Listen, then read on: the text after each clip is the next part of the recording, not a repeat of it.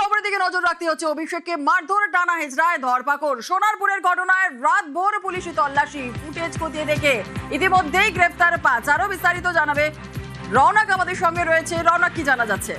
দেখো, একেবারে গতকাল যে ঘটনা ঘটেছে সেই ঘটনা ঘটার পর পুলিশের তরফ থেকে রাত ভোর এলাকা জুড়ে তল্লাশি অভিযান চালানো হয় এবং ইতিমধ্যে আমরা জানতে পারছি পুলিশ সূত্রে এই ঘটনার জেরে 5 জনকে গ্রেফতার করেছে পুলিশ এবং যে কটি ক্লোজ সার্কিট ক্যামেরা ফুটেজ বা যে সমস্ত ভিডিও ফুটেজ পুলিশের সামনে এসেছিল সেগুলোকে এক্সামিন করে সেখান থেকে আমরা জানতে পারছি তপন মাইতি এবং আকাশ নামে দুজনকে পুলিশ আইডেন্টিফাই করেছে।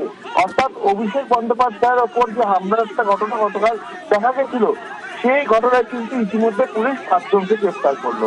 বেশ, একেবারে আরো একবার আপনাদের জানাই, গতকালের ঘটনায় অর্থাৎ অভিষেককে মারধরে, টানা হেজরায় ধরপাকড়, সোনারপুরের ঘটনায় রাতভর পুলিশি তল্লাশি, ফুটেজ খতিয়ে দেখে ইতিমধ্যে গ্রেফতার 5।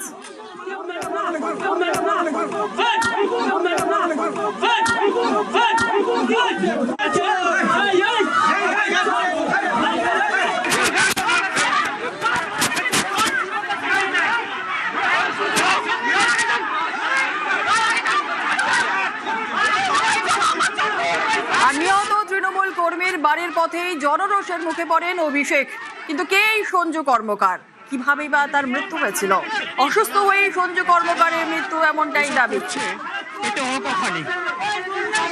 সঞ্জুকে যখন এখান থেকে বার করে তখন দেখছি ওর মুখ থেকে গাঁজা বেরিয়ে গেছে, মানে পুরো একদম হাত পা নেতিয়ে গেছে। পাজা করে চাদরের মধ্যে দিয়ে নিয়ে চলে গেছিল, গাড়িতে তুললো। আমরা যখন জিজ্ঞেস করলাম ওর কি হয়েছে, কাকিমা বলছে সকালবেলা আমি পড়ে গেছিলাম, ও তো আমার সাথে কথা বলতে বলতেই ধপ করে বসে পড়লো, তারপরেই অসুস্থ হয়ে গেল। এইটুকুনি কাকিমা, মানে কাকি শাশুড়ি যেটুকুনি বলেছে, সঞ্জুর মা, এইটুকুনি শুনলাম যে অসুস্থ হয়ে গেছে। মনু ডক্টর বলে মনুকে নিয়ে আসা হয়েছে, সে নাকি ইঞ্জেকশন দিয়েছে। এইটুকু প্রেশার চেক করে শোনা গল্প। কেউ পাড়ায় এসে তুলে নিয়ে গিয়ে ওকে মারিনি। আমাদের ফ্রেন্ডস ক্লাব বলে ওখানে একটা ক্লাব রয়েছে, ওরকমই ঘটনা শুনেছি যে সবাই মিলে ওকে কারা মেরেছে সেটাও আমরা জানি না, কিন্তু মার খাওয়ার পর ও পুরো সুস্থ ছিল, দিব্যি ঘোরাফেরা। 15 দিন আমরা তো দেখেছি, 20 দিন, ওর মধ্যে কোনো রকম চেঞ্জেস দেখিনি। ও ঘুরেছে ফিরেছে আর খুব নেশা করতো, এইটুকুনি জানি।